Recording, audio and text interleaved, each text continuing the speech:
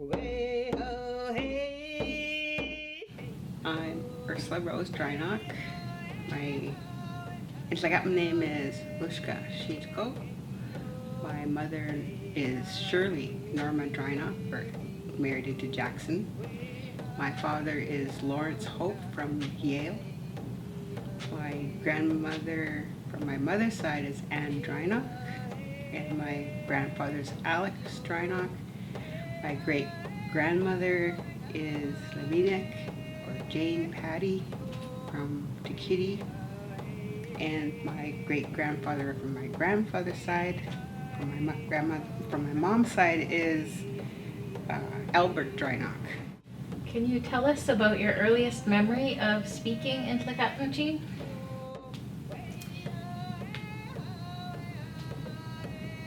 I was raised by my grandmother from the time my mother I was born in 1960 to about 1964 in Spence's Bridge. That's mostly all they talked was in Nlaka'pamux. And at the time, I believe I knew it and could speak some of it, being raised by my grandparents. However, I also went to residential school where I didn't want to know or learn anything about our language. What are your interests, hobbies, gathering, hunting, or other activities? From the earliest days, it's been food gathering, picking berries, picking potatoes, picking stweta, sunflowers, haku, hunting. We've had schwumptum, the grouse. We've had blue grouse when I was young, not much anymore. And mule-tailed deer, and moose and elk. And lately it's been like buffalo. Who has been the most important person or best role model in your life? My grandmother. After my mom died when I was 9 years old, my grandmother raised 9 of us kids from 3 different families because all 3 daughters died and the uncle died, leaving a lot of us without any parents. How often do you use Nlaka'pamux in your daily life, and what are the circumstances? Probably every day in Pidgin, or a mixture of English and Nlaka'pamux. It's just kind of fallen into that play, and I guess when I'm around people that speak it. And I think my grandchildren know more about it than I do. In your opinion, what are the most important words or phrases to learn in the Nlaka'pamux language? Words, I was trying to learn I love you because I think that's really important. And I think I had somebody tell me how that went, and then because of the stroke I had, I quickly forget a lot of things, so it's really hard to remember stuff. I love you, and this is who I am.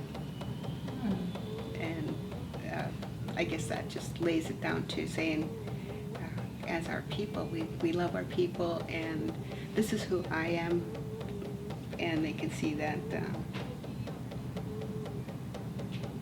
through discussions and getting to know me, that I reflect our culture too, where we're at today as a people.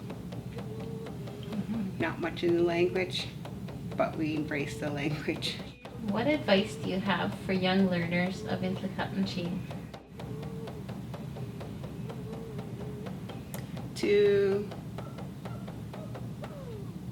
To whether they have their Indian name, their Nlaka'pamux name, or whether they have their Shamat name, that they can introduce themselves to anybody and everybody, and to be able to feel good about who they are as a young person learning.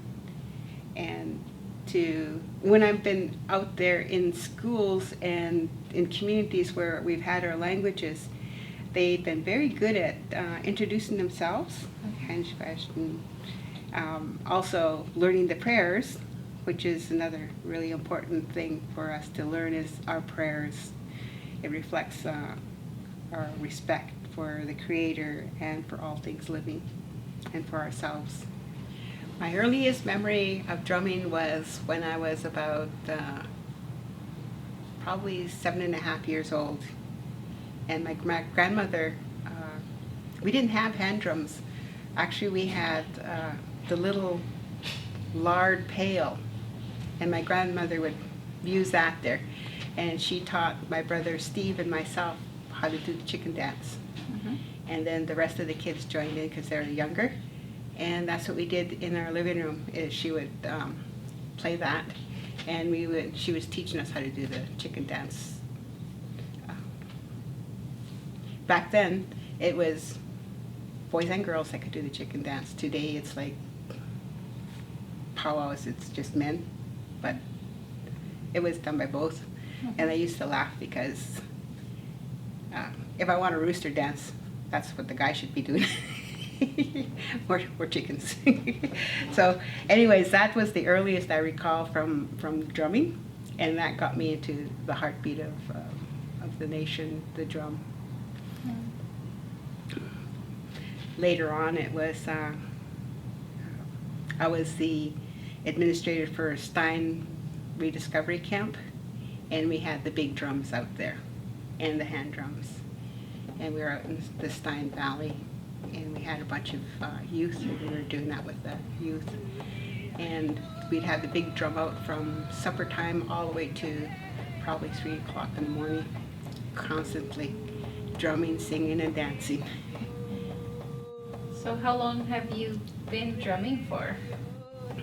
I picked up the hand drum back in 2006. 2007, I really started to learn the songs. And over the years that I've been doing that there, my good friend Willard Wallace was my mentor and taught me all the songs. I believe we got up to 68 songs from all the different nations. So what inspired you to start drumming? Dancing, culture, to feel alive and to feel like I'm connected to people around me, because when we're all hand drumming, we all have our hand drums and we're all beating at the same time. It's the beat of the nation, and there's a connection there that you can't get anywhere else like that. Do you have any advice for young people who might want to get into drumming and singing? Yeah, when we were doing our drumming as hand drummers, there's some of us that were lead drummers, and it's good to have young people in and people that don't know how to drum yet and they've received a drum, that they come in, and what I found was watch your lead drummer, watch their mouth, and when you want to start singing, but watch their drum, and when they're drumming like this, or whether they're doing the double beat or something like that, just follow them. Don't feel ashamed that you're out of beat or nothing. Just drum. You'll get the beat. And once you've felt like you've got that beat, watch their mouth as they sing. A lot of people that are now drumming, they used to watch my mouth and say, oh, I want to watch Ursula's mouth, so yeah, because kind of the same sound. You don't have to be saying the same sound, you just have to be mouthing the same thing, and it slowly comes. I did that with Nicola, and I did that with Willard, and they were my teachers, and that's how I learned both the Silk songs and the Stetlium songs. And then later on I found that we had our own little songs. They're not really known, and that was the salmon song that I sang earlier. That's one of our songs, and it's a song that not many people really know, so that's why I'm sharing that. And the young people get to know them, get to know that feeling of what the salmon's doing, struggling up the river, and feel good that you get to have one. So those kind of things. And when we sing, it's actually a prayer. It's a prayer that you're giving out. So drumming is a prayer, and regardless whether you sing or not, beat the drum. That's all I can say. Hookstay. Are there any protocols around the drum that you could share with us? Yeah, there's some very simple protocols. This drum, it's got the hide on it. It's got the cedar usually inside it. You got your stick. You know, you want to make sure it's pretty tight, not too loose, but you don't want a twangy one either. A lot of times that's what I've got right now because I haven't been looking after them. But when you have your drum, place it down like this or like this. Don't leave it down on its face. You treat it like a baby. You don't put your baby down face down, and that's important, an important protocol to have. So, and if you have bear grease, you can put it on your drum. You can do it all over. Bear grease, and if you don't have that, then in today's world, you want virgin olive oil on it. So those are some ways to kind of take care of your drum. Never leave your drum laying around on the ground where someone might damage it or hurt it. And remember, when you're a new drummer and you got your first drum in that there, and you go to where they're singing, you may be shy and may not want to hold your drum too much, but just grab your drum and listen. Listen to the rest of the drums. And you know what? The spirit of your drum is picking up those songs and that beat. You're picking it up too. And that's how you're going to learn.